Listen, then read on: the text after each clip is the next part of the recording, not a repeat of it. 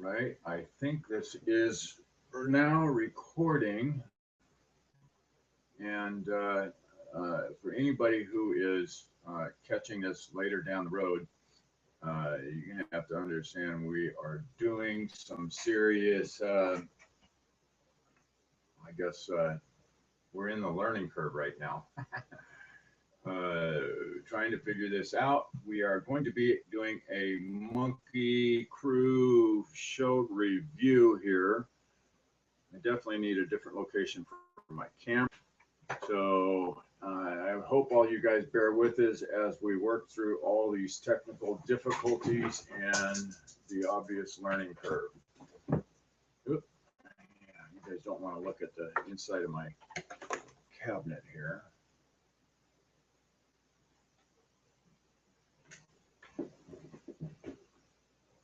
I did try hooking up a different camera, a video camera to this, and I just, for whatever reason, I could not figure out how to do this.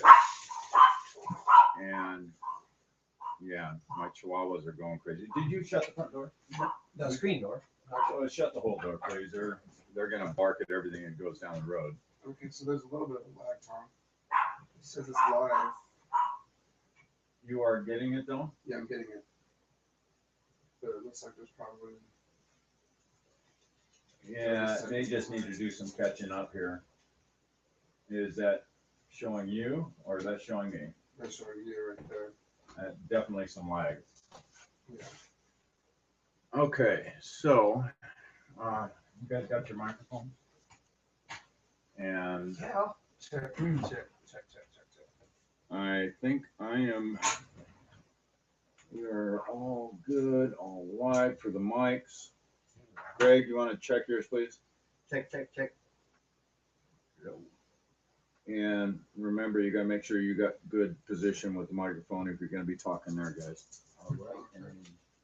All right. I believe we are recording, I think. I hope so. Now, is the sound going off? Because I'm not hearing any sound out of my side. Oh, wait. Test 1, 2. Are you getting any audio over there? Yeah. Everything's delayed, though. Definitely a lag, huh? Big lag. All right. Well, let's go ahead and leave that on and make sure that we keep connected. And let's see. Let's see. I guys, you're gonna have to bear with us here as we get this all figured out. We hope this turns into a pretty dynamic platform that we can use. So all you guys can get in here and join in the chat with us on these the Monkey Crew reviews. Let's see. Marjorie that I see to my honest. Yes. Okay, I think I have everything selected, right? Maybe. We have a control room. All right. And we've got a Q&A section. Why is that feature disabled? We don't want that disabled.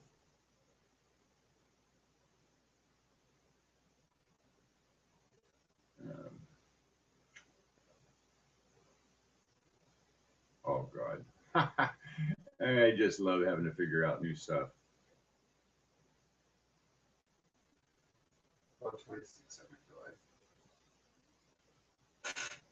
delay. All right. So a Q&A thing here able to work.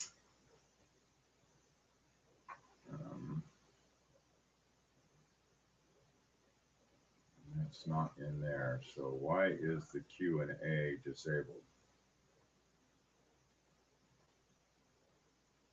We got somebody else in here too now. So obviously this is out there for people to be able to see. So I suppose for now, guys, let's go ahead and Greg, why don't you come on over this way a little bit so everybody can see everybody. And I gotta apologize. I don't have a way to, the Q&A thing is not working here. Oh, hang on. I got a chat thing open. Group chat. So How did you do that? I just went in there and clicked, typed in test. Up on the top left there, Jake, there should be a thing called group chat. This says showcase. No, not under showcase. It's, you see this bar on the left, the bar that pops up over here. Oh, I don't have that. Yours may be somewhere else. I don't know.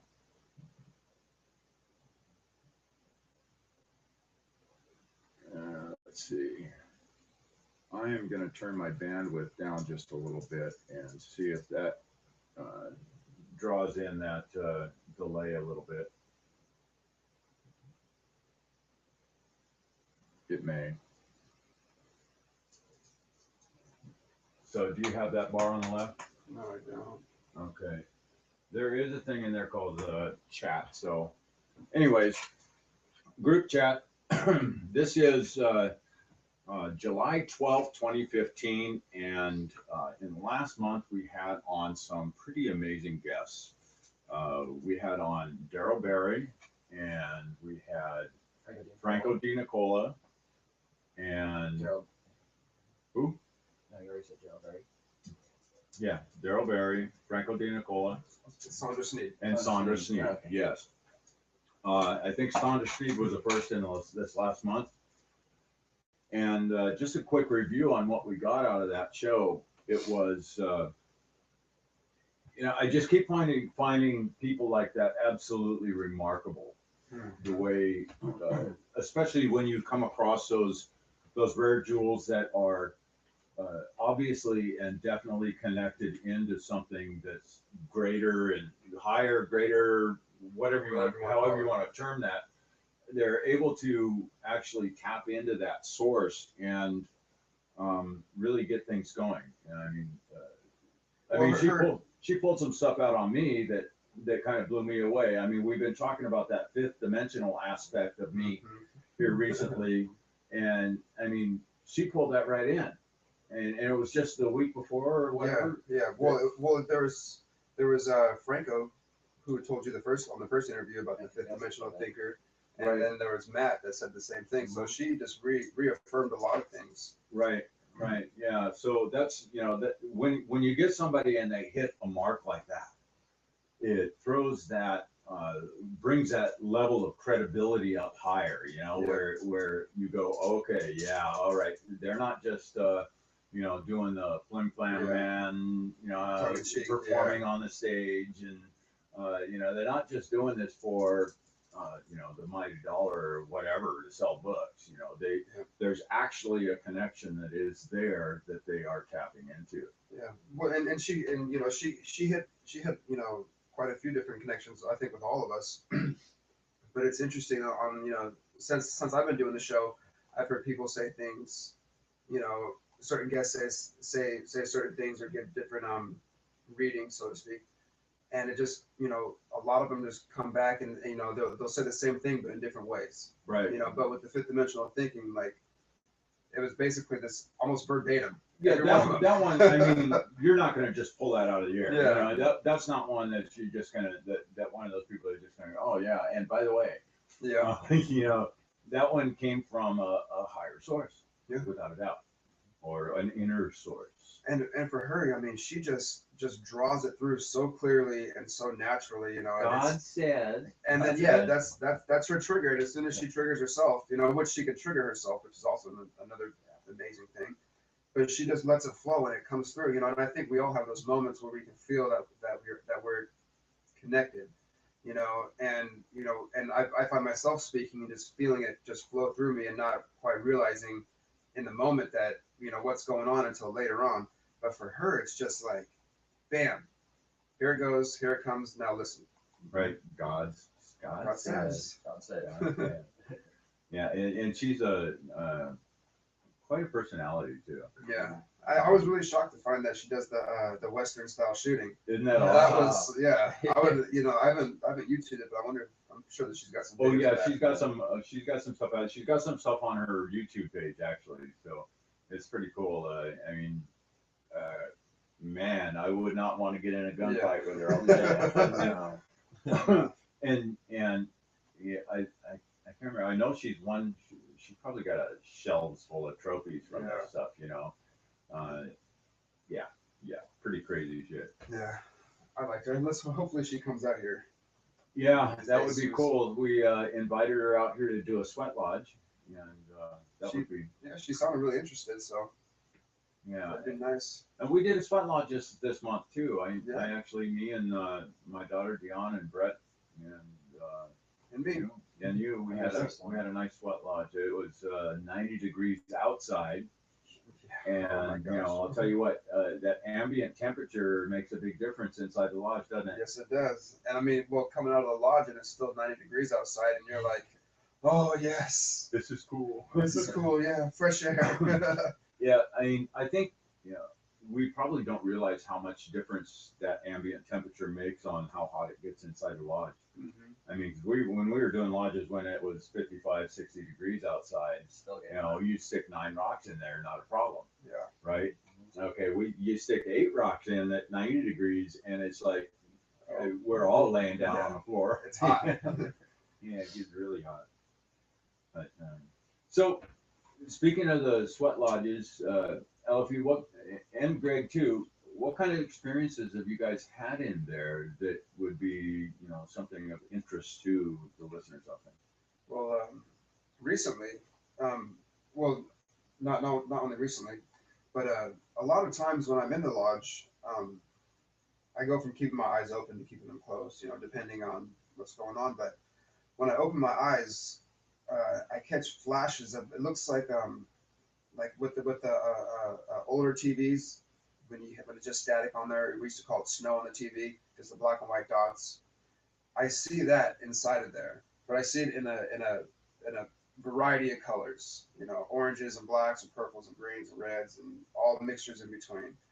And I notice, and when I see it, it's only for a second or two, but that's all I see. I don't see anybody else anymore, or I don't just see black, or that's all I see is that. But here recently with these lodges, we've had some interesting experiences inside where we'll see lights, and there'll be 2 or 3 of us that see the same light, and it'll shine through.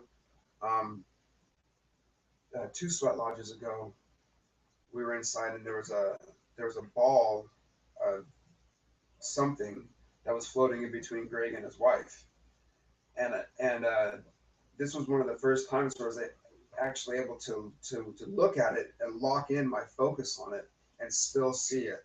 It didn't disappear. It was there for, I don't know, 5, 6, 7 seconds, close to 10 seconds, and it was right in between Greg and his wife, and I was staring at it.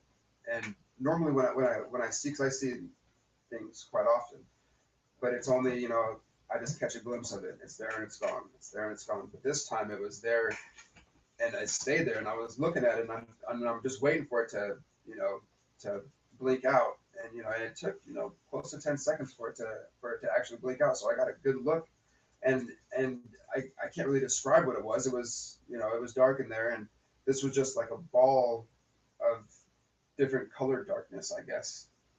Just kind of floating in the background right between Greg and his wife. And it was something else. But so out of that, did you get any impressions of its purpose? What did it mean to you? Oh, I think it was I think it was more of a validation that you can look at me and you can see me, and it doesn't have to be just something that you catch out of the corner of your eye, or it's just a glimpse that you get. It's something that if you're in that state of mind, if you're in that place, you can look at these different entities, or and not only looking at them, but in that instance, I was almost in a state of shock. But in that instance, if you're seeing, then I think you can also communicate in the same sense. I didn't really feel too much communication between whatever it was in me, just that, hey, I'm here, you called us, we're here, and you can see us if you want to. I guess for me, I didn't see the light, but you, my wife, and Joe also saw it. But I felt an extreme presence at that time, and that's what mostly I do feel in there is strong presence. Yes. I can't necessarily keep my eyes open because the sweat's just burning my eyes. But no, the first round, I just started feeling this awe. I would usually let stuff go in the first round, and by the second, third round, my heart would just start vibrating, and my body is just tingling, and it's just Yeah. just a sensation that Your just core is coming online. yeah, yes. And then when it gets time to we start talking about love and stuff. Yeah. And then I'm known for the guy that just loves everybody, just love, just Yeah. just Yeah, use it out of me. you're full of it, Greg. You're so I'm full of it. Yes. That's not what people must think. But and then I love everybody. I send love to everybody in the universe around me and suck it in, and it's just an awesome Yeah. time in there. Yeah, we don't necessarily have a strict format of how our lodges go, but how we've been doing them is we'll do our first round is we're cutting all contracts and bonds, any ties to anything that no longer serves us in life, anything of a lower frequency. We're letting go of those things, and so we're letting go of the things that no longer serve us, and we're cutting the contracts and bonds, those that we know of, those that we don't know of, those that could have happened in our childhood, in our dream states, in our past lives, or wherever. And the second round is kind of reaffirming that, and then our third round and our fourth round, if we go to fourth round, is gratitude, giving gratitude to all the lessons we've learned, all the knowledge we've gained through this life, everything that's happened to us that might not even seem like, in the moment you're like, oh, I can't believe this shit happened to me. Oh, my life sucks and yada yada yada. But then 2 weeks, a year, 6 months, however long later, you realize that was a pivotal point in your life. That was a turning point. That was something that in the moment, that you might not have been consciously aware it was a good thing that it happened. So I mean, all the different lessons we learned, everything we're grateful for. I mean, the air, the sun, the earth, the water, everything. And then after that, we send love, and we fill the empty spaces of everything we let go of with love and with gratitude and with our intentions. But and that's kind of our gist, and our way of thinking is that you know how can you pray for others, or how can you send your intentions and your love to others, not only other people, but things and beings. But how can you do that if you don't have the space inside to actually hold that kind of vibration? If you're being weighed down by these contracts, if you're being weighed down by these ties and these bonds and these lower vibrating frequencies, how can you send anything else out there with that blockage in the way? I'm sure you can, but in this sense, I just feel spirit has really guided me to clear yourself out before you send anything out. Because if you can't help yourself, how can you help others? If you're not here to help yourself, then how can you help others? Exactly. Very good point. I mean, and so much of what's going on nowadays in the spirituality and consciousness circles, this stuff, we're on the cutting edge. This stuff is all cutting edge. What we're doing right now, expanding mind, expanding consciousness. And one of the big things that's out there right now, and it's been out there for a while, is number one first. Getting yourself centered first, and everything else falls into place after that. And I think all of our guests, almost every single guest we've ever had on has made that point where you really have to take care of yourself, number one, and then everything else, and not worry about anything else outside of you, because that all takes care of itself. And I think Daryl Berry really sunk that point home. Really, I mean, and we were arguing with him. Yeah, we were going back and forth. We were going back and forth with him, and but what about? And he kept bringing it back to none of that matters. None of that matters. None of that matters. And the points, the way he put it out, and the points that he made about that really sank home to me. I mean, we all talk about getting ourselves right and letting universe clear the path for us, but then we know this stuff up here, and then we turn around and try to push things around by ourselves. You know, Yeah. we try to affect others. We try to influence others. We try to influence the world around us with force. You know, we're trying to use our energetic force to change these things and we're trying to push these things instead of allowing universe to take care of it for us. Yeah, yeah, yeah. It was, you know, it all boils down to choices, is what you know, what he says, and we all have the opportunity to make the choice for ourselves. But I think for us, you know, knowing that there's a, you know, in our eyes, there's a better way. You know, hey, it doesn't have to be so hard. You know, I mean, I think a lot of that pushing, that energetic pushing, because we want the people around us to come into the same realizations that we've come into, that hey, you don't have to worry about these things. You don't have to live your life so stressed out and so full of fear and so full of this, you know. And I think a lot of it has to do with because we're all we're all at a certain level, we're all um, empathetic, you know, and we want, right. you know, Absolutely. we want these people to not have that burden, you know. But if they don't want to let go of that burden, if they don't want to let go of the stress and the fear and the worry, you know, who are we to make them?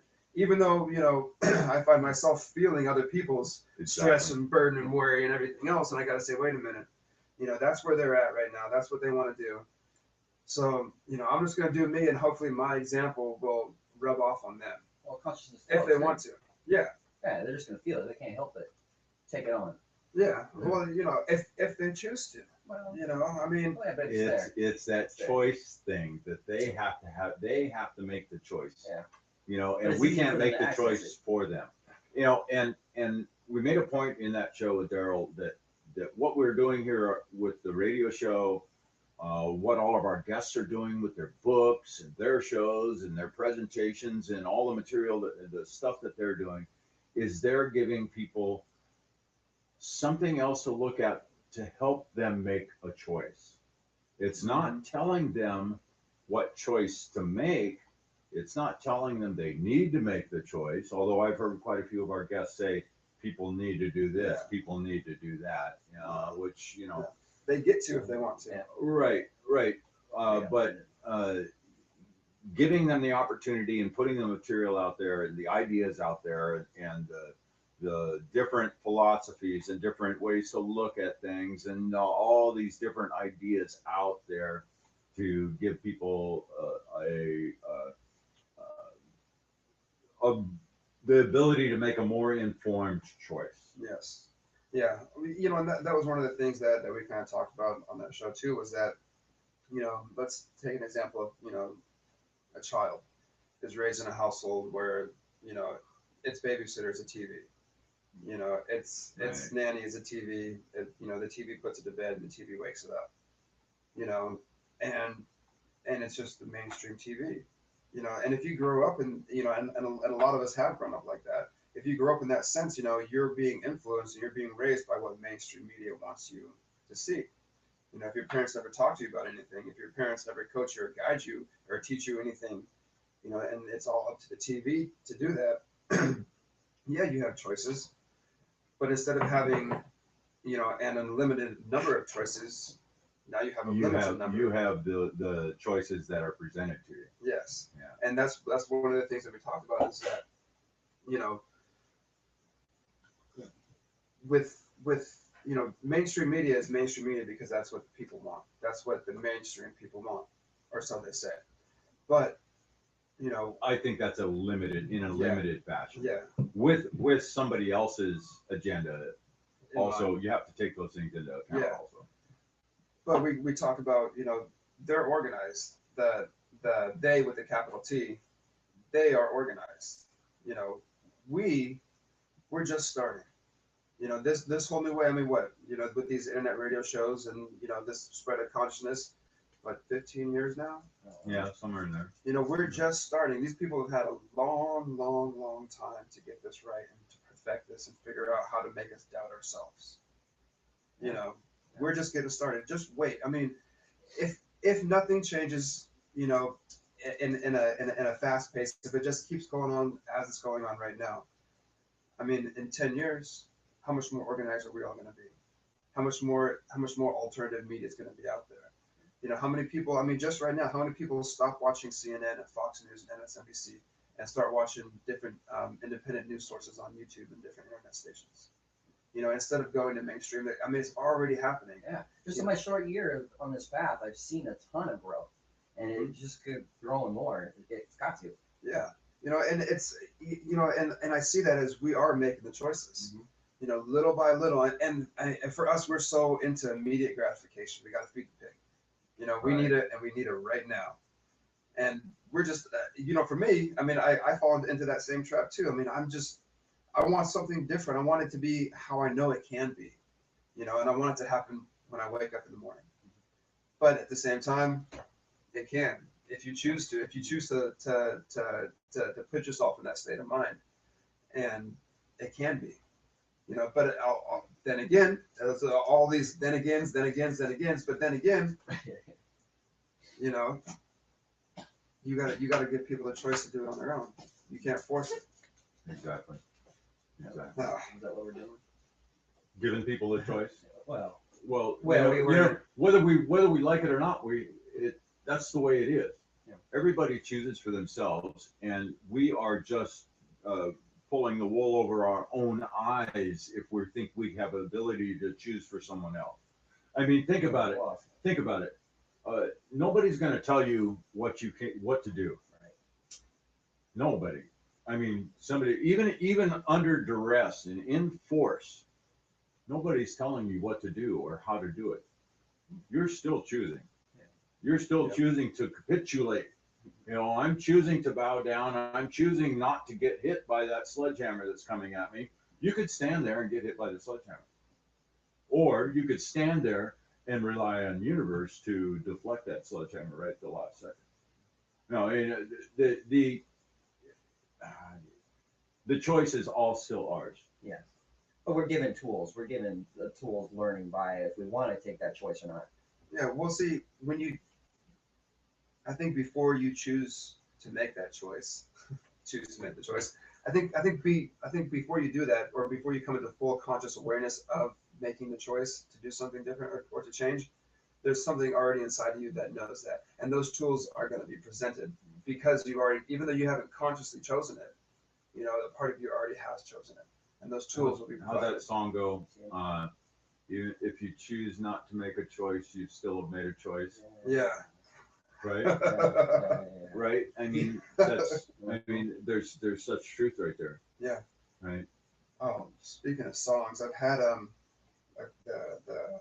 this Queen song stuck in my head for weeks, and what's the name of that? I just heard it on the radio and I can't even remember the name. It's a real popular song. Thunderbolts of lightning, very, very frightening me, Galileo. That song, right?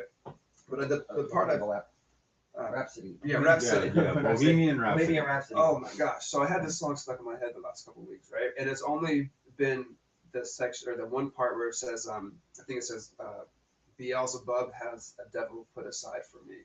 Right. Right. And so it came on the radio last night when I was driving home. I was like, oh, I gotta turn it up. I listened to it. Someone's been telling me to hear this song. I've had it in my head for 2 weeks, right? And you know how the song's, you know, it's about this guy killing somebody and going to prison, right? No. When I was listening to it, I mean, I had new ears. It depends on what layer you would listen to. I know. I had new ears when I was listening to it, and I was like, you know, it was about ascension. It was about, you know, self-realization. The person he killed was his old self, and it was all these outside forces. You know, Beelzebub has a devil put aside for me. It's all those outside forces that were telling him, no, you can't change. You can't do this. You got to do this and that and the other.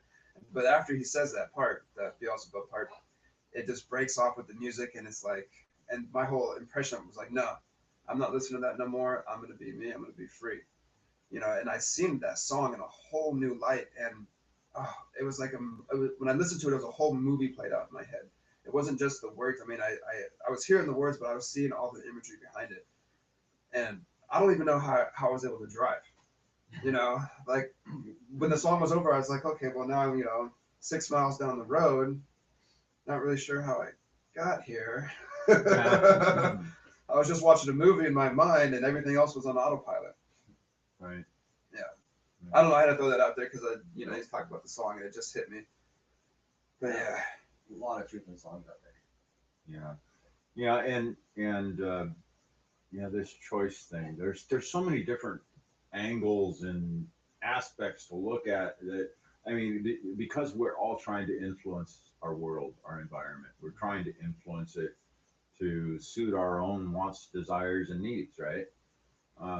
And letting go of that with the conditioning that we've got through our whole lives Oh, that's they talk about killing your ego or taming your ego. I think that's what it's all about. It's letting go and letting God, or letting go and letting universe. I mean, to truly do that, to truly let go, um, I think that's a master state. yeah. To truly let go. And this is not being buffeted by the wind. Letting go doesn't mean you're being buffeted by the wind. You still have a heart's desire or your intention that is fueling your direction, right? That is actually the rudder that's in the water that's steering you down this river of life. Is your intention, your heart's desire, coupled with what universe has in store for you. Yeah.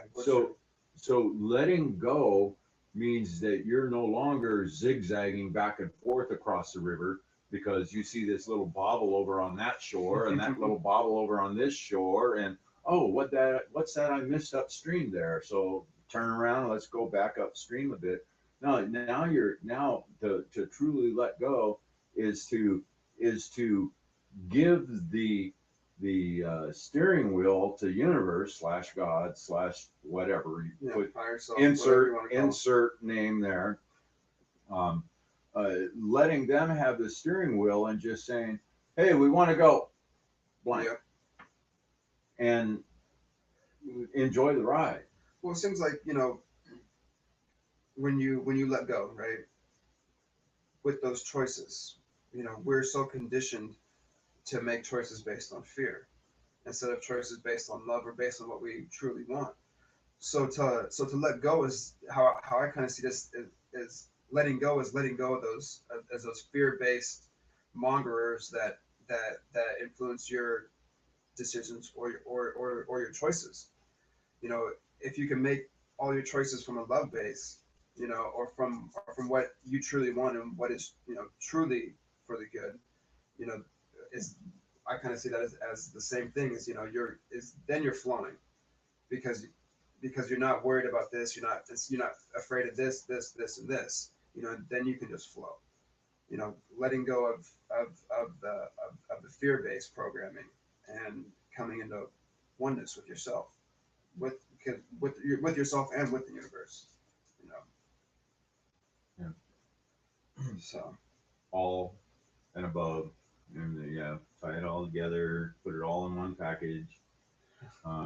It's all we say the same damn thing in so many different ways, and I suppose that's needed out there to help people explain how to do this, because we talk about letting go and just relying on universe, but it does take a certain understanding, yeah, a certain level of learning that we have to go through to be able to do that in an effective manner. yeah, To be able to do it in a way that we're not smashing ourselves against the rocks. yeah. Well, it's I see it as if you're doing your part, if you're taking your steps, then the universe is going to do its part. But when you're not interacting, or you're not engaged with it, then whatever happens is what's going to happen. You're not steering you're not steering the rudder. You're not steering the ship anymore. You're going from side to side, hitting the banks and hitting the rocks because you're not doing your part. I mean, I feel that if you're doing your part, the universe is going to do its part. It's a symbiotic relationship, but you have to be doing your part too. You can't, like you said, you can't necessarily let go, because there's certain things to let go of, but you still have to do your part. You still have to walk your road. that, you know, you can't, to me, I don't think you can expect, you know, the universe to do everything for you. You know, you have to do, you know, it's 50-50. Right. Okay, so let's say you're walking this path and going down the river. We're using the river Yeah. metaphor here. Row, So row. you're in your boat and you haven't quite got the part about letting go yet, and you're turning the rudder back and forth and going and smashing into rocks over here and smashing into rocks over there, and you know, getting stuck in the little tide pool and you know, just, you know, being buffeted around. So here's a question for you: within that scenario of not letting go, uh, can you become a victim? Mhm. Well, I think victim is just a mentality. You know, we can all say that we're victims, or we can all say that we're not victims. I think the choice to even get in the boat in the first place, to even get on the river, is a huge one. Everybody here's made that choice. Yeah. So I guess the point I'm trying to make is, you know, Can you be With- victimized when you're on the path? you know, there's a difference between victimized and victim. There you go. You Oh, picked yeah. up the point I'm trying to make here. Because if you are just letting, you know, you're not consciously, you know, working on this stuff, and you're not consciously allowing universe to help guide the boat. Help, what I say, help guide the yes. boat, because we still have to have our intention, which is actually part of the steering of the Yeah, boat. that's us doing our part. Okay, right, exactly. If you're not there, then you can become victimized by others' intentions, others smashing against the rocks, the way other people are steering their boats back and forth, crazy ass, Mm-hmm. you know, demolition derby in the river, right? You know, let's see whose vehicle's going to last the longest. I mean, you can become victimized, become subject to others' whims. I mean, look at the world today. Yeah. But that's there where you're not guiding the now boat. there are no victims. There are no victims. Everybody has at least a limited ability to steer their boat. Okay, but you can become victimized by the way other people are steering their boat. Look at the mass media. Okay, we talked about this with our show with Daryl. That mass media, they have a pretty firm grasp on their rudder, right? They're steering it where they want to go. They've got a lot of experience of steering it in that direction, which is the control of everybody else's rudders, making sure that nobody else is letting go of their rudder and you know, actually getting control of their boats. Yeah. You know, they don't want anybody else to have control of their boats. Get caught in the break. Exactly, because if they get a control of their boats, then they're going to get out of the media stream. Okay, but they've got such experience at that they've steered the whole of society into this consumeristic, fear-based control game, where they become the masters and the king of the world, and are actually, they're the ones that are, you know, can you, I mean, Yeah. what am I going to do? What am I going to do with $1 trillion? Come on. I mean, how much money can one person spend in their lifetime? It's a control game, and it's a power game. Yeah. You know, for them, it's not even about the money. You know, it's just about the power. You know? Once you get over your first billion, it's no longer about the money. I'm sorry. And then just keep it going. But you know, being on that river, you know, and trying to, or being on that river and not falling into the victim mentality, you know, that's, you know, I think that's a huge step, is that a lot of us, you know, have already made, but you know, there's still many more that need to make this, that get to make the choice if they want to, is to look at their lives and look at it, you know, no longer from a victim's mentality, but look at it from, you know, like we were saying earlier, you know, these are the lessons that I've learned in my life. Yeah, I've had some shitty things happen to me, But, I'm happy and I'm glad for every single one of them, because if none of those would have happened, I wouldn't be sitting right here Right. making the choices that I'm making right now. Right. But it's all about how you want to look at it. Change the way you look at things. And the things you look at change, right? Yes. Something else that all of our guests have been hitting on, that at least specifically, or more specifically the recent guests that we've had the last couple of months. Ever since I put out that we did the last Monkey Crew review, where I laid out the 144,000. Every Yes. single guest, I've been very hypersensitive to what they're saying, and tying it into that theory. I'll call it a theory at this point, but tying it all into that theory, and I have yet to hear one that doesn't sync up with that theory. Yeah. Since you said that, everything has nothing has contradicted it. It's just about the language that it's presented in. Exactly. I mean, we've asked the questions about new souls, right? Are there such things as new souls that are being born, new souls? And everyone so far has said yes. That's the truth. And we just look at nature and look at life, and it's reflected there, right? Just our own, humanity's life cycle it's reflected there, that there is new soul. And I suppose I don't know if I want to go into a nutshell version of this theory right now today or not. Well, okay. So for those of you who didn't hear the last Monkey Show review, the Monkey Crew review, I kind of laid out a theory that I've had for a very long time. I had a vision back in the early 90s about how I saw the whole, the way incarnation happens for the souls here on planet Earth. And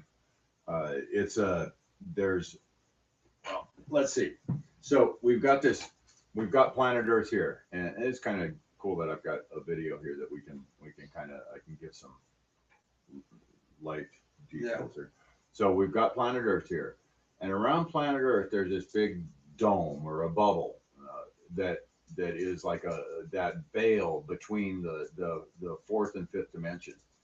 Note I don't say third dimension, because I think within what we experience here in what we're calling 3D is actually 3/4. Yeah. I think we've got both third and fourth dimension that exists here. But beyond that veil and outside of that bubble, there is 144,000 primary souls that were incarnated here on planet Earth. And I call these prime souls. And a lot of you guys will be familiar with the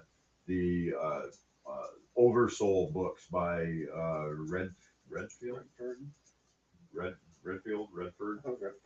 Whatever. Anyway, no, it's Redfield. You're thinking of Nick Redfern.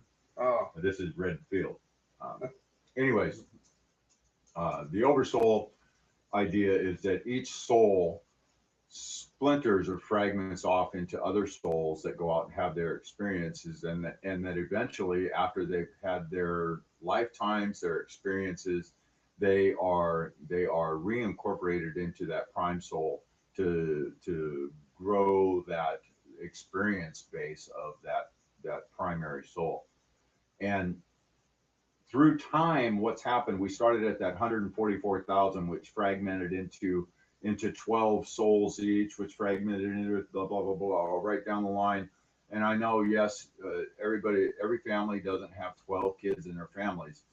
And to kind of explain that, what happens when, as these new souls are coming in, they're actually fragmentations from farther down that chain. So you start at the 144,000, now you've got, whatever the math, however the math works down there, down the line. But each level of this, there's a fragmentation of 12, and it's not like all of them are popped down on at one time. It's like they're slowly brought back in, and as someone dies, as a soul dies, it goes back up into that ether world, that in between, you know, the area of the tunnel, right? The white tunnel, you know, so that's kind of like the guff, right? Where a waiting zone between lifetimes. And as space becomes available, so you got a family that has 4 kids. Well, 3 of those kids are reincarnations. One of them's a new soul that's coming out of that one of those other tiers that are still fragmented. Yeah. Okay, so as this has progressed and continued, the population on the planet continues to grow. All right, you know, the population, if you look at a graph of the population on planet Earth, I mean, the graph goes real flat. There isn't a steady upward climb to the graph, but there's a real slow climb to it. And then it exponentially, it gets to a point where it starts climbing really dramatically as far as the population growth here. And that incline of the graph just keeps climbing higher and higher and higher. And this really coincides with this idea that I've got, is that as more and more new souls live through the cycle, go through and then come back, that you've got right now, what, 7 or close to 8 now. Close to 8 billion souls that are incarnating here on planet Earth. And right now with this, I think we've hit a ceiling for the population on the planet. I honestly think we hit that ceiling of the maximum population on the planet. And what's happening now is that the incarnation process, the way this is all designed, all these souls are incarnating here and getting experiences. And now we've hit that critical mass where as a soul expires, finishes their journey, that experience and that soul is now being integrated into one of the primes, which are finally at that maximum saturation point. That prime has incarnated for its final voyage, its final journey on the planet, the integration process, the completion of the incarnation process. So as these other souls are finish their 3rd dimensional experience and die, right? Whatever you want to call that. That experience is now soaked into that prime soul. That instead of going into that waiting zone and coming back for another experience, now they are being integrated into that prime, into the oversoul. And that oversoul is now incarnated on the planet. Those 144,000 are now incarnated on the planet, and their awareness, their growth, their knowing of what's going on here is growing by leaps and bounds as their fragments start to coalesce within them. I mean, how many times, there's things I just know that. How do I know that? I never learned that. I just know it though. You know, how many times do you come across that in your life? Yeah. A lot recently. And I think that the way this works is that each tier of fragmentation, okay, let's say we have, God, I saw it once. What was it? I think there's 12 tiers of fragmentation. So each tier of fragmentation has its oversoul. Okay, so there's, let's say, you know, the bottom tier, there's an oversoul for the bottom tier. So that bottom tier of oversoul only has 12 other souls that will be integrated into its being when it's complete. Then when that oversoul finishes their journey, their life experience journey, they then are integrated into the next tier up. Yeah. of 12. It's one of 12. That oversoul is one of 12. And then it's integrated into another oversoul. And that oversoul is also a fragmentation of 12. And when it's integrated all 12 of its experiences, which are actually 144, then when it finishes its experience, its journey, then it is integrated up onto the oversoul of the next tier, and so on and so forth until we get to that 144,000 point. Now, what's that's going to look like on the planet? I'm not really sure exactly what that looks like on the planet, on whether or not, because there's some other aspects of oh God, I've called them Gollum, of beings that are incarnated to perform specific functions. Yeah. Okay, that's all they are. They're not really souls. They are Gollum. They're created for a specific purpose by a soul. And so the completion of this, I don't know exactly what this looks like, or if the completion comes out in like one of the 144,000 at a time, and it's a continuing cycling process, which resonates a little bit closer to me than a complete completion all at once. Yeah. Unless the destiny of the planet is to transcend into some other realm, some other dimension, some other, maybe it's time for it to implode. If that's the case, then I think the universe would dictate that the 144,000 all complete at once. Yeah. And I've been hearing a lot here this past year too, that there's all these different speakers that are saying that something major, some sort of major shift is is going to happen this year, or it's going to be the catalyst to some major shift. It's supposed to happen. Many different. Yeah, but I mean, I've heard it from like you said, numerous sources have said sometime between August and September and October. All at the same time. The thing about that is you hear that every year. Yeah. We've always got the doom prognosticators out there that are going to say the world's going to end this year. On July 14th.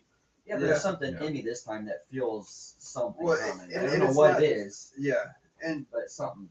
And from what these people are saying, it's supposed to, some type of shift, not so much that the world's going to end, but with what you're saying, with these souls coming back into oneness, the fragmentations coming back into oneness, I mean, what is that going to look like here?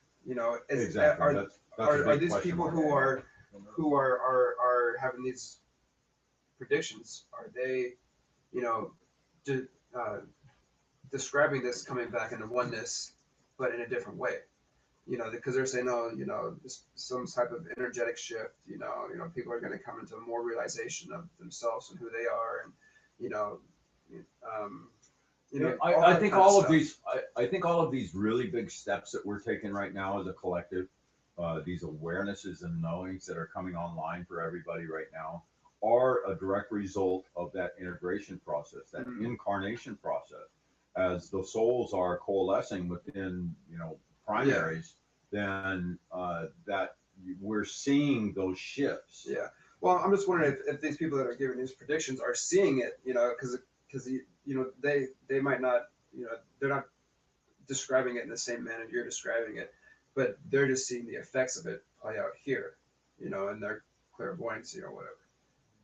Well, we both listened to someone, Simon Atkins, recently. Yeah. That explained that Planet X that people have been explaining, but Wave X or whatever it is coming closer to us. Might bring an energy that will just help us motivate the higher levels. Yes.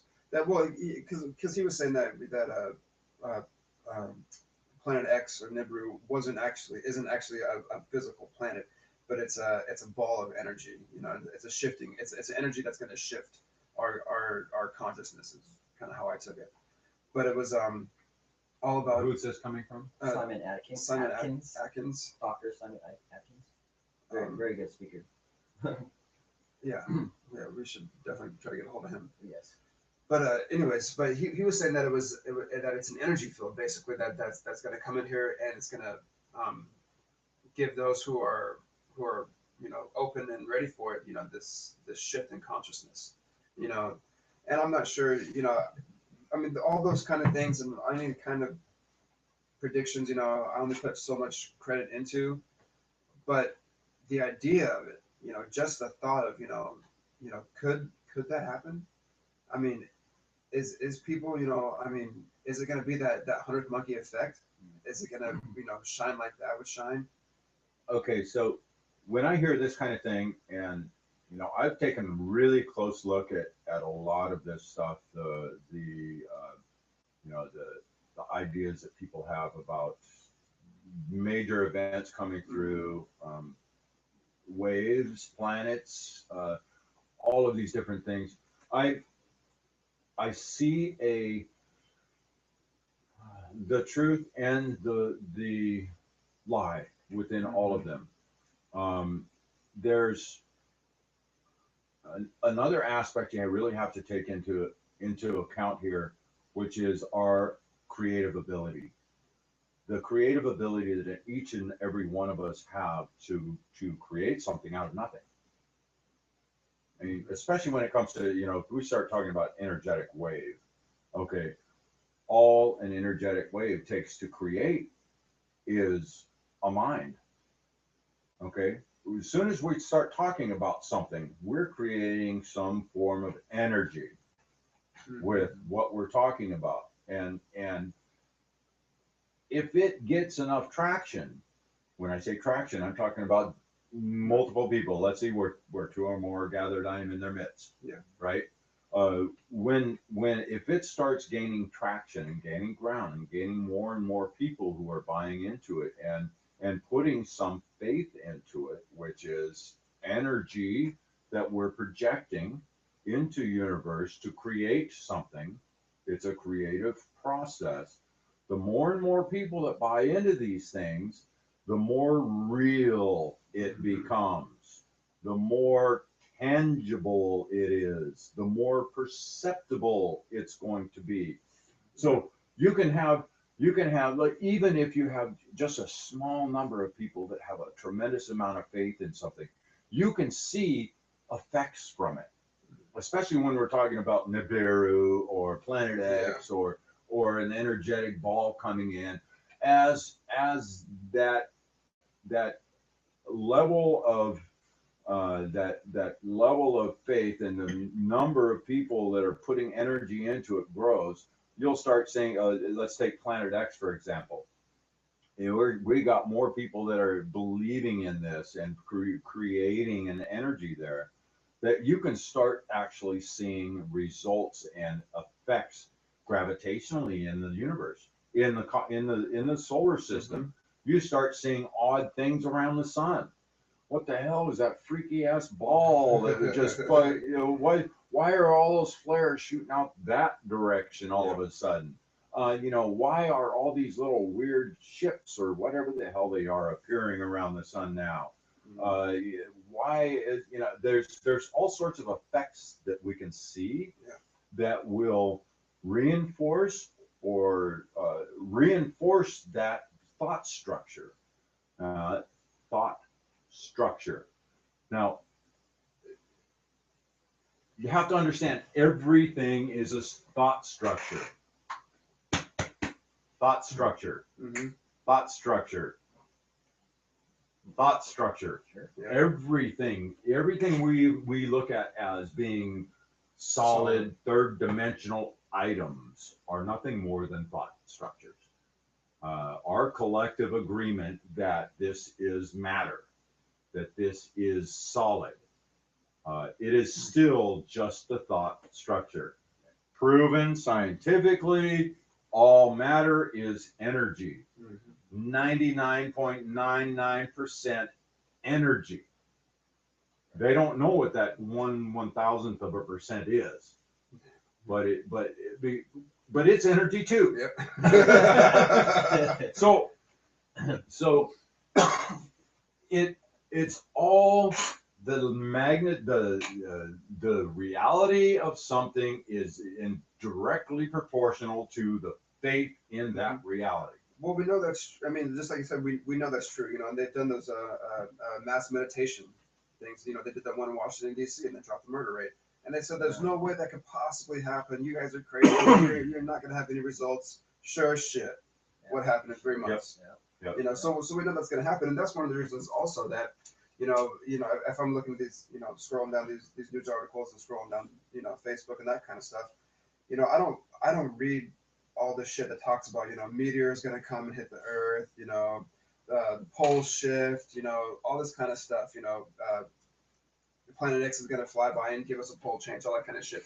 I don't put that kind of shit in my head because I don't want it to be there, you know, and I don't want to be a part of that happening, you know, because, and also, I mean, I really don't see that shit happen in the first place, you know, and I'm not going to do that. But what I liked what this guy was saying about Planet X being an energy ball was that it was an uplifting message. It wasn't anything that was supposed to be fear-based. Because anything, you know, you can't talk about Nibiru and Planet X without having some sort of fear-based reaction to it.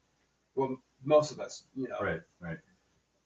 But you know, he's saying no. A lot of baggage attached to that. Yeah. You know, if you look at it, like he was saying, it's just an energy field that's going to uplift. You know. Now that's something that I want to think about. You know, if we can get enough people on Earth to really believe that there's going to be an energy shift that's going to go across us and bring us into this, you know, this higher state of being to where we can all live in balance with each other and with nature. You know, let's work on, you know, having those kind of thought patterns as a society. Whatever the thing is. Yeah, instead of, you know, earthquakes. Okay, here's the catch-22. Always a catch-22. There is. Here's the catch-22. The conundrum or the paradox within it is that it takes deception to create reality.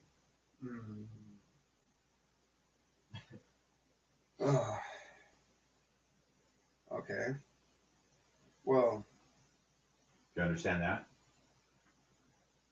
But it takes deception to create whose reality? Exactly. It takes deception to create reality, to create something out of nothing. It's to do the impossible. For everyone. If you're going to create something that's collective, okay, it takes deception because you've got to get people to believe in it before they're going to be able to perceive it. Yeah. Okay, and it's not going to be real until you have enough people who have put enough energy and faith into the reality of it before it will manifest. That's why we got, how come I didn't get that pink elephant in the living room that I believe in? Right? Yeah. I mean, how come it's not there? I mean, I believe it. I have full faith in it, but it takes that collective element, which takes, I don't know if deception's the right word, but it is. I get what you're saying. Ultimately, it is. Ultimately, it is. Yeah. I mean, and it takes a sort of for one to guide and direct the collective reality. It definitely takes deception. Look at what the media does. You know, the all the things, whatever you want to call them. They call them the shadow government, or there's the Bilderbergers, you know, the Illuminati, whatever you want to call them. All they are directors. They are creators. We're all creators, right? But they're directing the show. They're telling the population what is real, and it becomes manifest because there's enough people that believe them. Yeah. Well, it's the same thing with the mass meditation. You know, exactly. All those people, you know, they believed, they got together and they meditated, and you know, they're going to have these results. Exactly. and they did. You know, yeah, I'm not sure. I mean, deception sounds, it has a different ring to it than, but I can't think of a word that suits it any better. Exactly. I mean, I thought about this a bit myself, and I couldn't find a better word that um, deception. Yeah. I mean, because ultimately that's what it is. I mean, it has to be. It Yeah. has to be to get people to buy into it. So it takes that silent direction, that silent knowing, that one that knows that this is not real yet, but there's a potential there. It can be if they can sell it good enough. Yeah, you know, but that's also I also see that as somewhat of a trap too, because you know, look at Christianity and salvationism. You know, you're always waiting for something to save you. You're always putting your trust and your faith in this into something else outside of yourself. You know, it's salvationism is waiting for something to happen and something to save you. You know, some justice to be done instead of getting up and doing it yourself. Okay, from the top of the hill, the guy looking down from the top of the hill, awesome guy, wants the best for everything. God, Jesus, whatever, Muhammad, you know, Yeah. whatever master, superior, all loving God being, Yeah. what that you want to call it, sitting on top of the hill, trying to figure out, okay, well, how do I guide this 7 billion, 8 billion people to a place that's closer to loving, that's more sustainable, that where people understand that we are our brother's keepers. How do I guide them to that place? How do I get them on the right path? Now this goes back to what we were talking about, choice and the ability, the way you can't make a choice for other people, but how do I present to people something that they would want to choose, something that they would want to choose, so that will in turn initiate and start creating that final outcome from their drawing on their all of their energy, their force, their creative abilities. How do we get their creative abilities directed in a more sustainable, more loving manner? Okay, so from sitting on top of that hill, looking down at humanity, um, he goes, man, they're just not fucking getting it. They just ain't fucking getting it, man. I don't know what the hell I'm going to have to do to wake these son of a bitches up. Okay, well, you know, I tried with all these different organizations. You know, we've got Buddhism, we've got Hinduism, we've got Shinto, we got Christianity, when it's 500 and some odd different sects of Christianity, or thousands Yeah. of sects of Christianity. Um, let's see. I've sent master after master after master, and they just ain't fucking getting it. Okay, so now here we are. We're getting to a critical mass down there, and we're gonna have to do something pretty drastic to get these people to really pull their heads out of their asses. Um, let's see. I've got these guys that I've been able to talk to that actually can hear me somewhat. So I think I'm going to tell them that they're going to need to do some really nasty shit to be able to wake some of these people up, to get them to start asking questions. So we are going to go into a state of war where drama, trauma, uh, pain, and suffering are going to have to happen. Going to have to happen because people are not waking up any other way. They're not asking any questions. If I just leave them to their own means, they're just going to sit back on their ass and play Nintendo. So let's start these wars. We'll start killing a bunch of people, and we'll have our other guys that can hear us too. We'll make sure that they're getting good video of this stuff so they can plaster it all over the planet, and everybody can see all these horrible things that are happening. And I'm going to get a certain percentage of the population that's going to wake up from that. They're going to start asking good questions from that. Okay, well, we did 100 years of that already now, so that's not really working very good either. I mean, we've got a certain amount of people already that are on the path, and they're primed for something more, and but it's just not growing. What next? What next? Let's see. Oh man, you know what? I hate the look of those two buildings, anyways. Hey guys, I want you to do something really ugly. It's going to throw the world into turmoil, and I think we can build off of this. Though I think we can actually expand this and get a lot of people out on the periphery to jump in on the bandwagon too. Even I mean, this one's gonna have legs. It's gonna walk for a long time. That it's gonna continue waking people up for years and years and years to come. So I'll tell you what. Let's make up this game about. Let's see. How about something really silly? How about 19 Arabs with box knives? Yeah, how about that? Let's see what we can do with that. I mean, that's a good starting point, right? So we'll start there, and we'll take down a couple of those really unsightly buildings out of one of my most favorite cities on the planet. The Big Apple.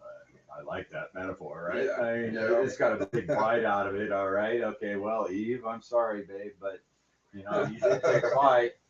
So they wanted to know the difference between good and evil. Well, here we go. Okay. So we are learning, and oh man, those things went down just like clockwork, exactly the way we planned. And man, did you see how many people started asking questions after that happened? Holy crap, we just got a huge influx of people that are actually doing the work now, that are actually opening their eyes, that are actually paying attention to what's going on. Yeah. And they're starting to learn that they're creators. Holy crap. Thank you, God. Yeah. Hallelujah. Hallelujah. How many people do you hear yell hallelujah over that? Okay? But I'll tell you what. That's one event. That's the one pivotal event on the planet in recent years and throughout all history that had the biggest effect on the consciousness of this planet. Yeah. It woke a tremendous, and it's still waking people up. Because look at all the shit that came out of that. I mean, we've got the Patriot Act, we've got all these other wars that are now going on, all this trauma that's happening on the planet. And I'm not. Don't get me wrong here, guys. I'm not saying trauma and pain and suffering is a good thing, okay? But it is.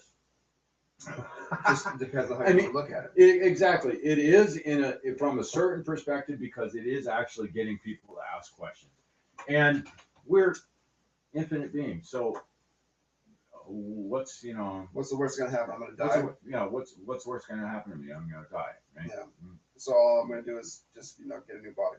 Right. I'm gonna give up this old. Well, this body's getting a little worn and broke down anyways. I mean, geez, look at how much, mileage I've got on this thing already. It's about time for a new one anyway. At least change the oil. Right. So, I get what you're saying with it. That especially with because I was late teens when 9/11 happened, and just from that one scenario, so many openings, so many conscious openings for me happened. From going down these different conspiracy theory avenues and reading this person's work and this person's work, and it started something. And where I am today, consciously, spiritually, started what might not appear to be on a positive note. Because it started with going into these to these conspiracy theories and being pissed off and mad at the government. Yeah, but it grew from that. I mean, that was just the catalyst to get me in the door. And then once I was there, I couldn't help but seek out the more positive aspects, to seek out the conscious awareness, to learn about energy in my energy body, to learn about the chakras, to learn about ETs. And I wasn't interested in any of that kind of stuff. I just wanted to know the conspiracy theories. I wanted to know what actually happened, this and that and the other. But so many other things came from that. And now, conspiracy theories are one of the last things on my mind, because it's just a cycle. Now I realize, you can keep pointing the finger and pointing the finger and pointing the finger, but pretty soon you need to point the finger at yourself and say, what are you doing? What are you doing? What do they say? When you're pointing your finger, you have one pointed out and three pointed back. Yeah. Right. So yeah, exactly. Mm-hmm. Good point. Yeah. Well, and you know, that's a little interesting because the first time I heard that, I thought back to when I was in the army, and how they used to always point at us in the army. It was never like that. It was always pointing at somebody like this, you know, with all the hands out, you know, you, you know, and I was like, oh, you know, what started that, you know, to go from pointing, you know, like this to pointing like this, you know, where was that? Ah, anyways, I'm getting off subject. So remember those groups that were able to hear a Yeah, little bit clearer? Okay, well, they understand some of that energetic stuff like that. Because that makes a huge difference. mm-hmm. I mean, you're projecting there, Yeah, right? You're not really projecting much there. yeah. You're really not. And yeah. Interesting little things. Yeah. And we see all this stuff somewhere inside us. We understand all these things somewhere inside us. We know it. We already have it. We already see it. That is already there. It doesn't mean that we're able, when we actually hit on the mark, that we recognize it. Most of the time, we don't recognize it. I mean, we might be hitting the nail right on the head, but we are completely oblivious to the fact that we just did so. Yeah. But the more times we do, the closer it gets and the more apt we are to actually recognize it. And right now, what's happening is people are starting to recognize it when they do hit it on the head. And that's why we're seeing this huge influx of people that are out here doing stuff like this, doing the radio shows, that are getting out on the stage, Yeah. that are being guests on, or writing books, doing lectures, making movies, talking about things that matter. Yeah. And not that everything doesn't matter, but things that really matter as far as that guy on the hills getting to his actual destination for planet Earth. Yeah. This is what matters to me. This love. This helps my life out. When I was in the army when 9/11 happened, I was in the field and my anger just raged because I was right with the rest of the army guys. Like, let's go fight. Let's go do this. Yeah. But once I got out and hear a little more and more and about the conspiracies and then when I led this path, it's just like, whoa, did not expect that. But yeah. Yeah. Well, and in that instance, I remember too, being around that environment and there's so many people that just wanted a reason to go and use their job training skills. Yeah. That's all it was about. It wasn't about anything else. It was about, hey, I was trying to do this. Now I want to go do it. Yeah, exactly. I was ready to fight. I had my M16 in hand. I was ready. Programming. But now looking back, it's like, so different now. yeah, and I mean, just going back and rewatching the news from that whole day, and looking at it through different eyes. Mm-hmm. You can see so many more things in that. So much more to it. I love the broadcast from the UK where they're sitting there with the video playing in the back of them. They got a shot of Building 7, and they're sitting there announcing, Building 7 has just come down from a fire on the 3rd floor, or whatever the hell it was they were saying. Bullshit. And as they're talking, with a little label up there on the screen that says live. Yeah. Okay, as they're sitting there talking, the building falls down. It's like hilarious. It's like, oops, I guess they read that line a little earlier than they were supposed to. Yeah, your cue cards were off, buddy. That whole thing, when you look at the whole story or behind 9/11 with different eyes, I mean, you see all the holes that it's got in it. But initially, and the majority of the planet had this veil in place, and trust in government, trust in our leaders that they would never, our leaders would never do anything that was against what we stand for. Looking at it with these different eyes that all of us have, where are we 15, 14 years down the road? And we can see it clearly now that there was a big game being played. And I truly believe that it was divinely orchestrated. some purpose in mind. You know, and there's so many people out there, you know, engineers, you know, and you know, different people from different professions out there that seen what happened. They weren't into conscious awakening. They weren't really into spirituality or anything like that. But they seen what happened and they analyzed it, and they waited for documents to come out and they read the documents and they went through all the research that had been done that you know the government and mainstream had put out. And how many of those people got their minds blown when they said, Right. "There's no way it could have happened like that. Right. It's absolutely not possible." You know, how many people woke up that way? Just like me, and now, you know, with all these different events that have happened since then. You know, from you know the school shootings and the Boston bombings, and you know the anthrax and the ricin, and you know all this kind of shit that's happening. There's so many people that are saying, you know, wait a minute, this, you know, something's not quite right about this story. You know, let's dig into it deeper. I mean, there's nothing that can happen now that there won't be thousands of people within With a magnifying hours. glass. Yeah. Yeah. I mean, Picking it apart. yeah, and finding these flaws. You know, I mean, there's too much. You know, videos. Consciousness on the planet Yeah, now. yeah. You know, and there's so many ways to access and to cross-reference these things that mainstream's putting out. You know, the whole Boston bombing. You know, there's so many different people that looked into it and that you know went through all the street cam pictures and went through all the different pictures and said, wait a minute. You know, a big one for me was the 2012 Olympics. There was so much leading up to the Olympics.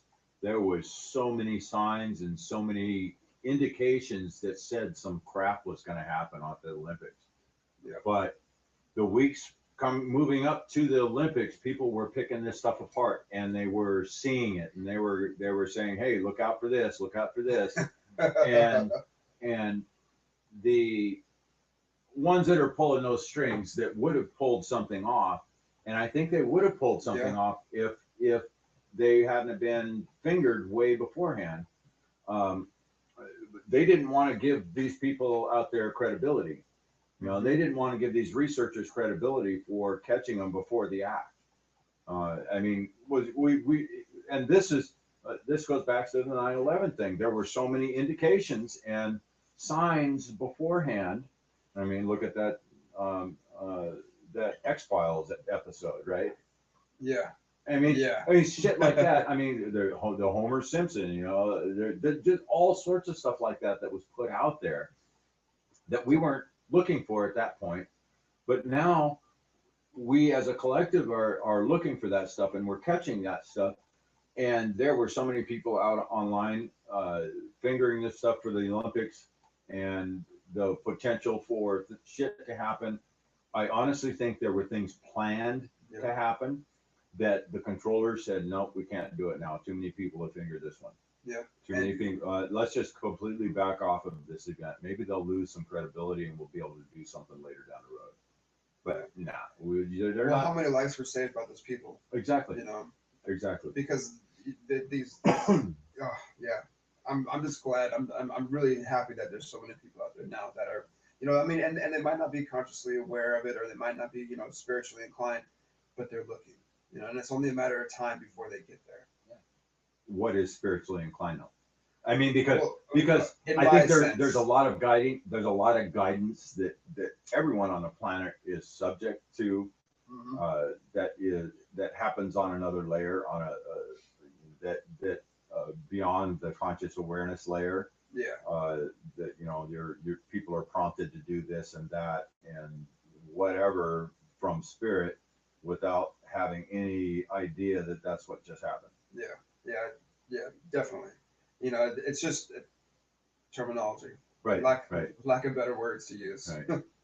Yeah, we're all wanting something better. Yeah. Well, just love, all around love. That, you know, and speaking of the future, wanting something better, our guests talk. Well, actually, Franco went into this more than anybody else in the last month in the shows that we've done, talking about the timeline and how he sees things unfolding here on the planet.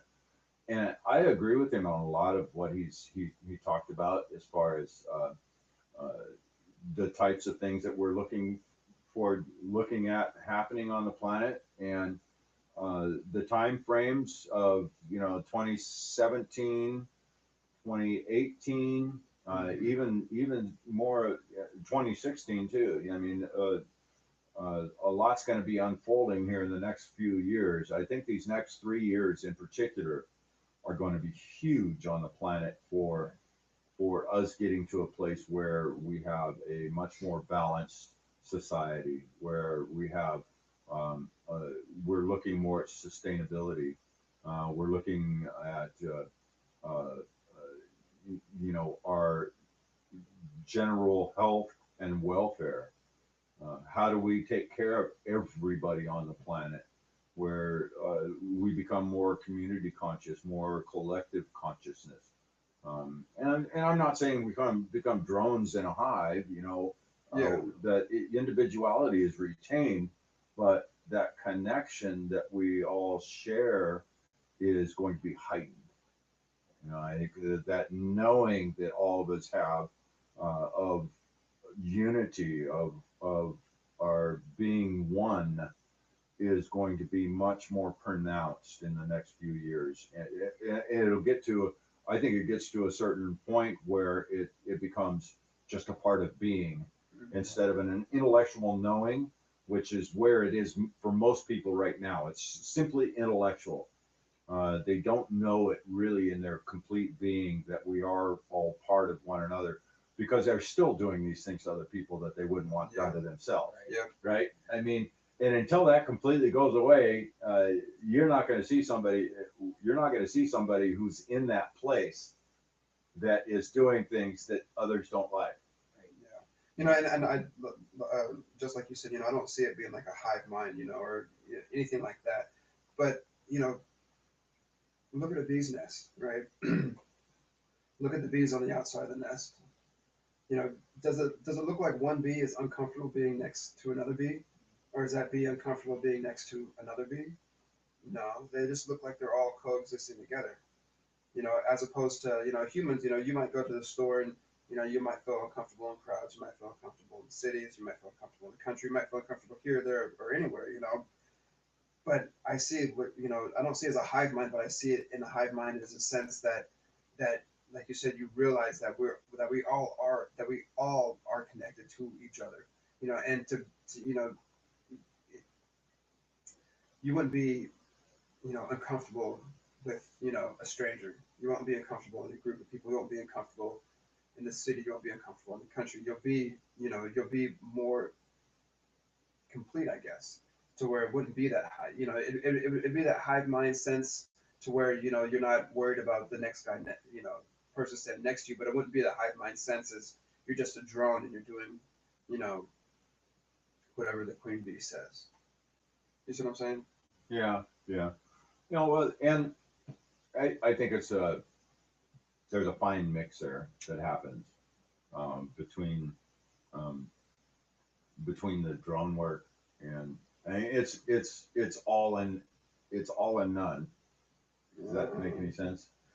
I mean, it's yeah. Well, I think just saying the word drone, or have a drone mindset, it puts a certain connotation on the word, where you don't have your individuality. Right. You're like that movie, Equilibrium. If you guys have ever seen that one, where everybody, just, it's just part of the crowd. Nobody's individualized at all.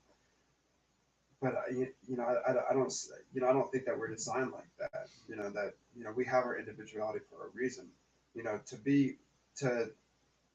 we to all coexist as one, while we have our own individualities.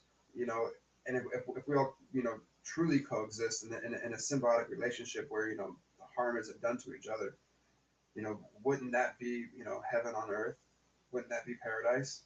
Because if you still regain your individuality, you still have your own emotions, you still have your own sets of thoughts and beliefs, but on a wide range, we realize that we are all connected. So we're all one big hive, but we have the individual aspects of self to make it. And I see it. If and when we get to that point, that is heaven on earth. That is paradise here, you know, to be able to, you know, just coexist in a loving society where we don't have all this, you know, fear of lack, you know. Let's see. Fear. AT&T says it best, you know. Bigger is better. I'm thinking, well, why is bigger better?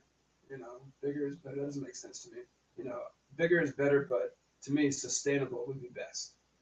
You know, and if we got to a society where it is truly sustainable, you know, we would all have that hive mind mentality To some limited to, extent. yeah, but we would also be individual aspects. Right.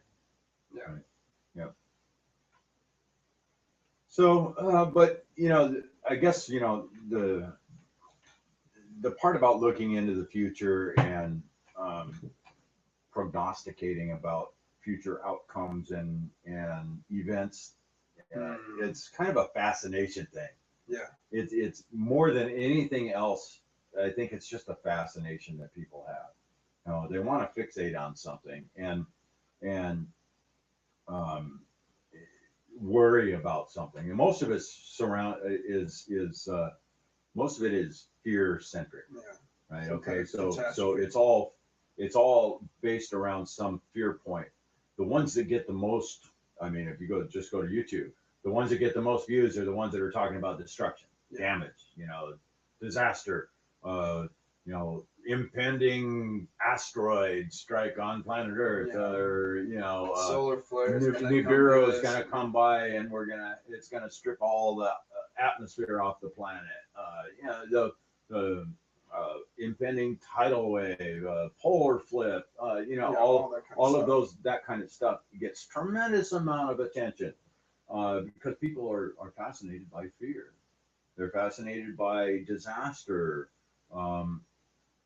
They, you know, I think almost subconsciously they're wanting something to happen so that they have something to blame. Mm-hmm. So that they can go, oh, well, see, well, this big disaster happened. Now I'm not to blame for anything. Yeah. It was something outside of myself. I'm a victim. So I don't have to take any of the blame for what's happened in my life now because Nibiru came by and stripped me of all of my responsibility. Yeah.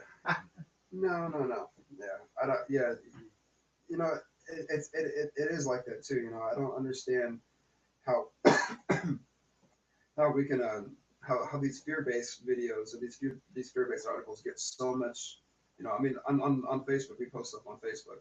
You know, we're lucky if we get, you know, 20 or 30 likes. You know, but and I know that if I was to post this other shit on there, you know, I would get so many more likes and so many more comments and everything else. Right. But it's like, you know, I'm not focusing on that. You know, and I don't want our Facebook to be focused on that either. You know, I want to, you know, I think there's a certain group of people out there that, you know, are designed to put out the positive message. You know, I mean, that's how I feel. Like I don't feel like I'm designed to be putting out negative messages. Right.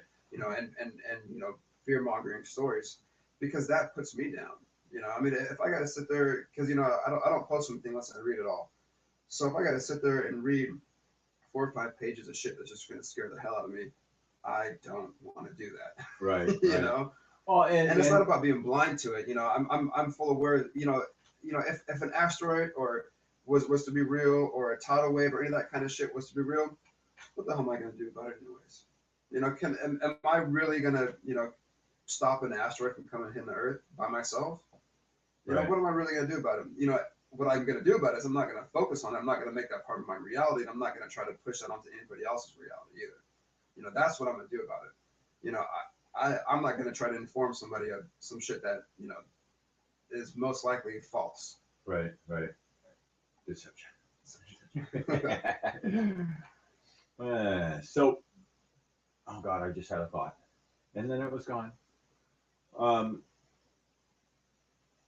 There's something about Daryl Berry was talking about the shifting of timelines or worlds You know, once you get to a certain point on your path, you just shift into another timeline Yeah. that is basically a parallel that is, you know, Hmm. Yeah. He said that, and I think Franco also touched on something like that too. yeah, You know, which was, you know, another sync. But yeah, you know, how I interpret it was that, you know, the more you raise your frequency, and you know, the more you choose to raise your frequency and live your life in a certain way, that's what's going to be reflected around you in your environment. You right, know, so he gave the Daryl gave the example of you know, those who are waking up consciously now are seeing more people that are waking up consciously, because that's where they're at, as like a opposed to, crack. yeah, as opposed to, you know, if you ask just the, you know, I don't want to say the average person, but somebody who's not into this way of thinking, if you ask them, you know, do you think the consciousness level of humanity is rising, they're most likely going to say no, because they're not on that path. Their timeline that they're walking is completely different than the timeline you're walking, you know. But the thing that I'm getting here is that a different timeline? Is Or it different really a different perceptions. timeline, or is it just a different point of perception within the same timeline? Because the and I know through personal experience that I can go into places and take a different path. Hmm. You know, and Daryl talked about this going into, you know, in the out of body state, you know, the projection state, going into a historic event and making a different choice and seeing how that played out on a different line. I think that's a personal creation in that realm, in that dream realm, in that etheric realm, Yeah. that is so malleable. Um, but I just, as far as a completely separate reality, as tangible and as physical as this one here is that we're experiencing right here on this timeline, yeah, that one, it may be out there. It very well may be out there, and it may be accessible to us. But there's something in me that Yeah. just yanks me around and says, nah. Yeah. Yeah. Well, I kind of see it, you know, that if there were a different timeline that you did jump on, right? How would you know that you jumped on it? Right. Well, you You know? wouldn't. Yeah. You know. So. You know, because we've had instances. I had a conversation with Greg that he doesn't remember having, and that I specifically remember having. You know, about putting rock in my driveway, and you know, a good way to fill in potholes. And Greg, and I remember the conversation, even right now sitting here. I remember talking to you about this, and you know, Greg gave me some advice on how to do it. You know, and I was like, okay, you know, I'm gonna try it that way. A few days went by. I went and asked Greg for a reminder on how to do the project. He's like, what the hell are you talking about? I don't remember. We never had that conversation. I never did that to my driveway. This and this and this. And I'm thinking, I just talked to you about it a couple days ago. I know I have a clear memory of talking to you about this, and you don't. You know, that's a timeline. I mean, to me, that's a timeline shift. You know, how did we have this? How do I remember having this conversation with you, and you don't remember having the conversation? I don't remember the timeline shifting, and you don't remember the timeline shifting, but it shifted somewhere. You know, we've had a lot of guests on in the past that have talked about the timeline thing, and Ramon and I used to question people pretty good about this. I mean, he had some pretty interesting experiences with Miriam Delgado, where he saw her at an event, and he actually got corroborating testimony from other people that saw her also, and she was never there. See? She had never been there. So you know, things like that. I take all these little bits and pieces of information and experiences that other people share, and I gotta tuck it away in my bag of information until you know, I actually have some kind of experience along those same lines, which I've had some pretty bizarre experiences. You know, shit, I knew Nelson Mandela was dead Mm-hmm. 8, 10 years ago, whenever the hell it was. I mean, he could have swore he was dead. Yeah. You know, I knew I saw it Yeah. on the internet or the news or something, you know, and You know, Didn't Ramon see that too? Yeah. Yeah. See? you know, that's when Ramon and I did share it, as far as those types of. But so I've had bizarre things like that, but as far as the physical multiple realities, that's still a big question mark because my perception is only in one. Yeah. At least what I can see from this place, this awareness. But it seems like, you know, if you know, what Daryl was talking about, what Frank was talking about, the other people were talking about with the timeline shifting, you know, my whole thing is that, you know, okay, you're living this conscious awareness life, you know, this positive lifestyle, right? And they say that, you know, if you're on this path, you know, the consciousness is going to shift for you to keep going on that path, and you're going to find more and more people like that, and the world's going to turn this kind of place, right? But you're not going to see where the timeline shifted at. It's just going to be, you know, you go to bed, you wake up, you go to bed, you wake up, you go to bed, you wake up. And it's just going to be your timeline. Your reality is just going to keep on going. Now, as opposed to, you know, somebody else who doesn't choose or who doesn't make the choice to be on that same timeline or that same, you know, positive timeline, you know, where my question comes in is, are they still going to be in your timeline? Right. You know, When you do that's a hard shift, thing. when you do shift into that other timeline view, there's another one of you still in that other zone. Yeah. Right. Yeah, and are you know, because my thing is Or like, and see, that's the thing I get is like okay, no, hang on, I'm here. yeah, I'm here. Is there another me walking over there going, hang on, I'm here? yeah, exactly. Well, and at the same time, you know, what about those people in your life that, you know, that aren't quite there yet? You know, I mean, I don't want to leave them behind. You know, I want to be here for them when they do wake up. You know, but at the same time, is that what I'm supposed to be doing? You know, or if I shift my timeline, are they still going to be on my timeline? Because, Right. goodness. Right. You know, and until I see a shift where there are very obvious and unmistakable things no longer in the timeline. Yeah. I'm still going to have to stick with what I feel and what I know is that there is one primary timeline, and our minds, our creative ability of our minds, have the ability to go into those etheric realms and create worlds that have different choices and different timelines, whatever you want to call it. You know, a different fork on the road that you can go down within those etheric states, within that mental state. You can create those worlds to perceive with just consciousness. You know, I mean, some of the conscious events that I've had in those states are very, very similar to what I experience right here while I'm in those states. I mean, it's like everything feels physical. Mm-hmm. But well, there's always a feel, a certain flavor to the energy that's there that tells me that I'm not in this third dimensional realm.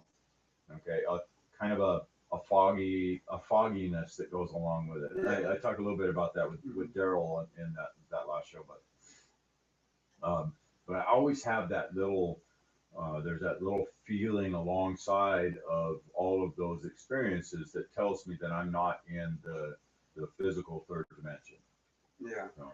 Well, it's interesting. A couple of weeks ago, I had this dream, and I was jumping like 6-8 feet in the air, right? Just standing still and jumping really high up there. And I was telling Alicia, because she was in my dream too. I was like, hey, if I was dreaming right now, I'd be flying. I'm dreaming, jumping 6 to 8 feet in the air, and I'm telling her, about dreaming. yeah, I'm telling her, if I was dreaming right now, I'd just be flying around. And it didn't hit me until a couple of days after I had that dream. I was like, wait a minute. Now I was aware enough to know, you know, that I wasn't dreaming, although I was dreaming.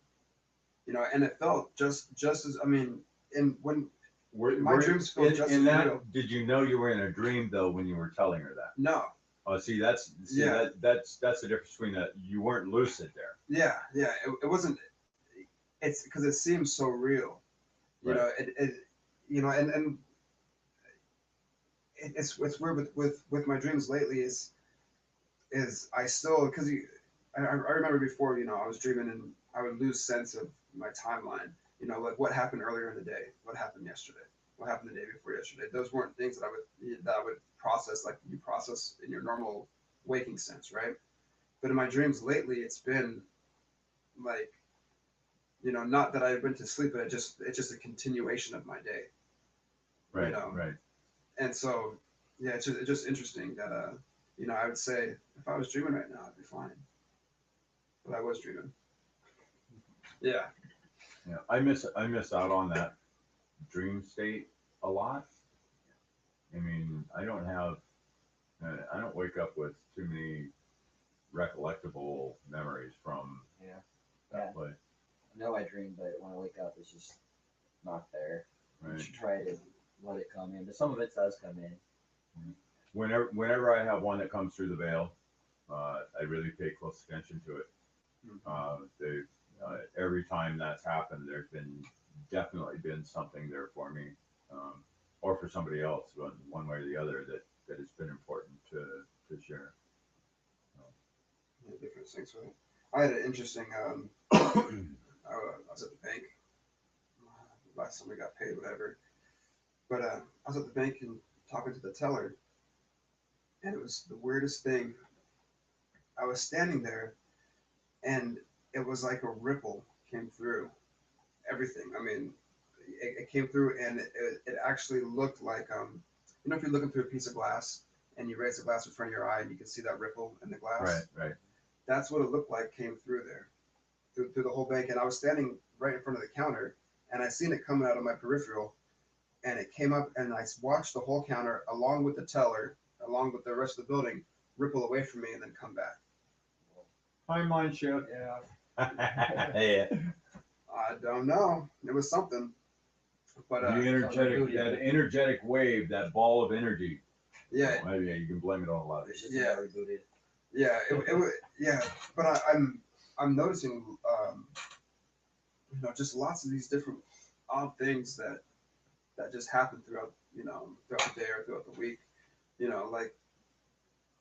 And when it happened to me, because I was standing there at the counter with my hands on the counter, and I actually shifted like this, you know, and she looked at me kind of funny. Maybe she had it too. I don't think so. Well, she could have, but you know, she looked at me funny. I looked at her, and I was, you know, I figured if she would have seen it, then she would have said something. But What's this guy doing? yeah, Those who have the eyes to see and the ears to hear. Right. So as we continue to grow and our reality expands into what we used to not see as reality. The things that are perceptible begin to become larger. Also, our the range of experience that we have access to, range of reality that we have access to, grows with our own personal wisdom and our own personal experiences and our own personal growth. As those continue to grow and accelerate in our time right now, the things that we experience definitely Yeah. grow too. They Yeah. change.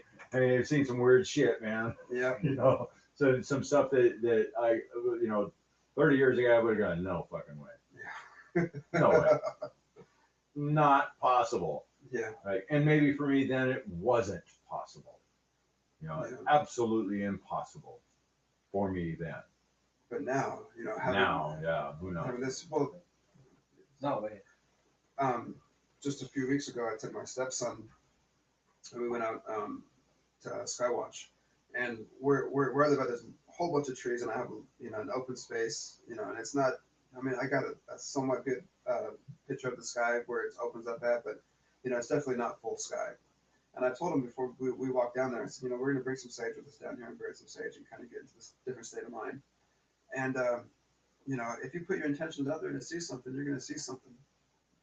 So we walked out there, and it was, 10:30 at night, and we were burning some sage, and within like not even a minute after I had lit the sage, we both seen a huge flash of light in the sky, just for, just on and off real quick. And he's like, Jake, did you see that? Yeah, I seen that. You see it? Yeah, I seen it. So we start watching, and and mind you, it's a limited range of what we can see, but we were only down there for maybe an hour, probably not even a full hour, and we've seen so many things. We've seen probably 4 or 5 flashes, and we've seen these little balls of light flying through the sky, wiggling, zigzagging back and forth, and we, you've probably seen 6 or 7 of those, all within 45 minutes to an hour. And I said, and I was telling him, I said, see, we came down here with the intention to connect. That was our intention, and we did it from merely a pure loving state of mind. And every time we've seen something, we send it love and our gratitude. We thanked it for showing itself, and we've seen all this stuff in less than an hour with limited vision of the sky. Right. But that's because, like you said, those who have eyes. It was appearing in that place, in those places that you were able to see for you. Yes. Specifically. It wasn't just a random craft flying by that happened to be going through that space. It was appearing in that space for you, for your experience. And I've noticed it. We went camping at the lake, and we went out to the water when it was a full moon. And right when we walked out there, because we were, it was a big canopy of trees until you get to the lake. And as soon as we got on the shore of the lake and looked up at the sky, right there, right in front of us was another one. This ball of light flying and zigzagging back and forth across the sky, instantly. And then I only watched the full moon for about 20 minutes, and I've seen 3 or 4 more of them. Yeah. That makes me think of an experience I had when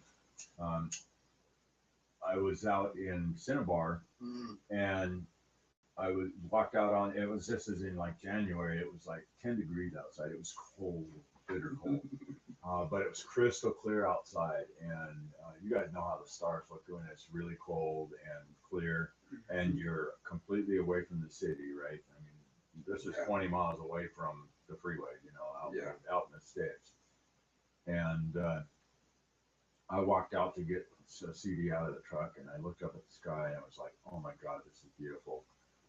So I went in and got Pam, and I said, you got to come out and see this stuff. And walked back out on the porch and standing there just looking at the sky. And I said, the only thing that could make this better is if a UFO came flying over the hill right now. And boom, the most amazing UFO sighting I've ever had. It was phenomenal, absolutely phenomenal. And I don't claim that I called it out, but did I? Was it coincidence that I said that right when that thing came flying over the hill? I don't think so. I don't think so. So it appeared, and I'm so grateful that Pam was there with me and saw the same damn thing. Otherwise, the next morning I would have been going, did that really happen? Was it just my imagination? It's just my imagination. Yeah. Run away with me. Yeah. I don't think so. Yeah. So, the shit happens. It does happen, and it depends on whether or not you're ready to see it or not. Mm-hmm. Are you ready to let the veils open for you to show you and to raise you up? Do you live in that universe that is out to get you, or the one that loves and wants to support you and lift you up? Yeah, that's the universe I live in. There's a question right there. There is the question for everybody out there. Do you live in that universe that loves you, cherishes you, and wants the best for you, and wants you to grow, wants you to be all that you can be? Or do you live in that universe that is out to get you, wants to make you a victim, wants to put you down, wants to hurt you, wants to make you suffer? Which one? Which universe do you live in? Yeah. And choice. I don't know. It is. We are, and we create our own universe. Yeah. So there you have it. Hey, so no victims, right? Yeah. No victims. We're all responsible for our own personal experiences. Although we can be victimized, right? We said that at the beginning of the show today. I mean, then and we made some good points there. There are no victims, but you can be victimized. You put yourself in the place, so ultimately you're not really a victim. But you can be victimized by not walking a conscious path, not being aware of the fact that you do live in that loving universe, and that universe is there to help you out. If you're just letting things go and letting things unfold without any conscious direction from yourself, then you can fall into those traps. You can walk into those traps that the signs were there to help you avoid, but you did it anyway.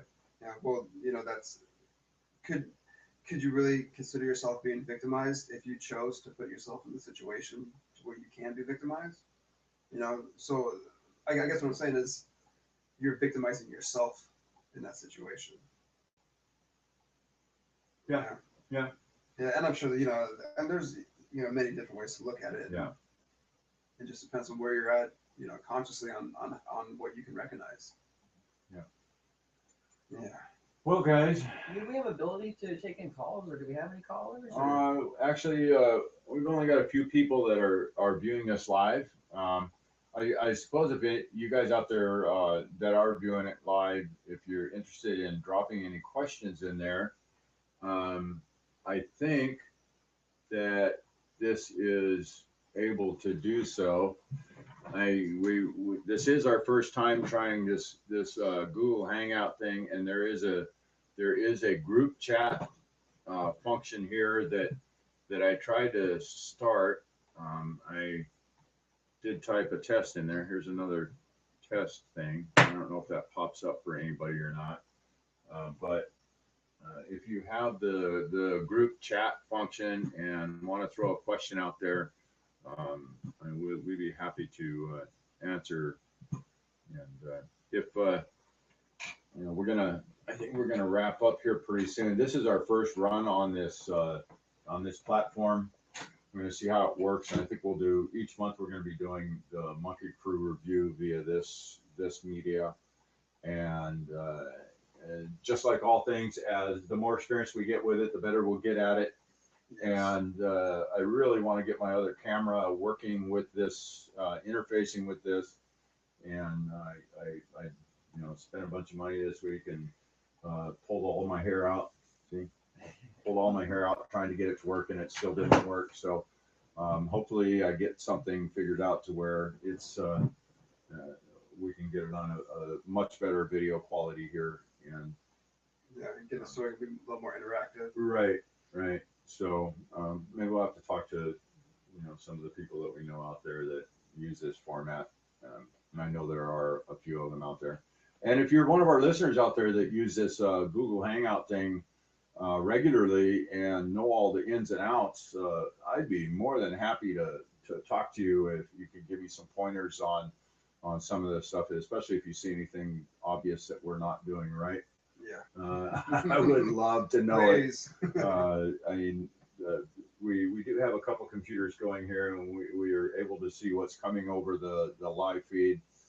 So we know it's out there, and we know it's being broadcast at the very least. And but it's those interactive points, the chat, or the ability to bring some other people into the live conversation. I haven't quite got that one figured out yet either.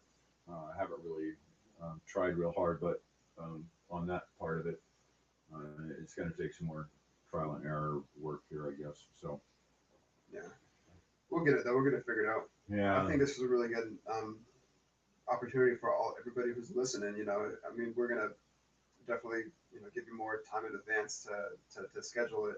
So you can watch it. It won't be so last minute.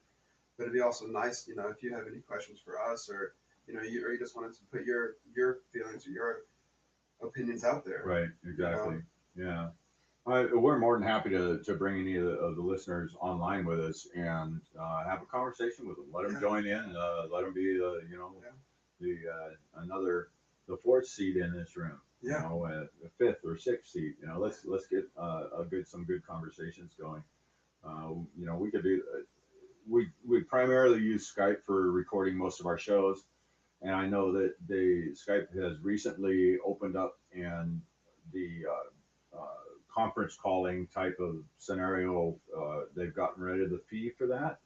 So everybody and anybody can now conference call on Skype, but that's a little cumbersome for a live, open, public type of interface that we're kind of shooting for here. But I've seen people that have used this though with the Hangouts platform, and be able to pull anybody into it also. So anyways, coming up here in the near future, we are going to have Franco Di Nicola back on, and we have the last two shows we did with him were all centered around the soul primarily, and we're going to have a show with him coming up here, and we're going to kind of focus on the extraterrestrial influences and aspects of what's going on here. And I think we're gonna send some feelers out to Seven, James Bomar. He's a favorite on our show here, and get him back on. And I got another book in the mail. I have to show you guys here later that looks really interesting. May have to have somebody get this other person on too. I don't remember the author, but the And we got some potentials lined up too, possibly too. So okay, so good stuff.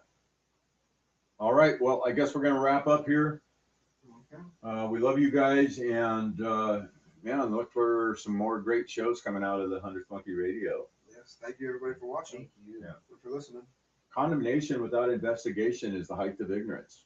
Change the way you look at things, and the things you look at change. I use love. How do you wash your sweet potato? There you go. All right, guys. He does it with a pink microphone. Look at that. Check it out. All right, guys. Namaste, my friends.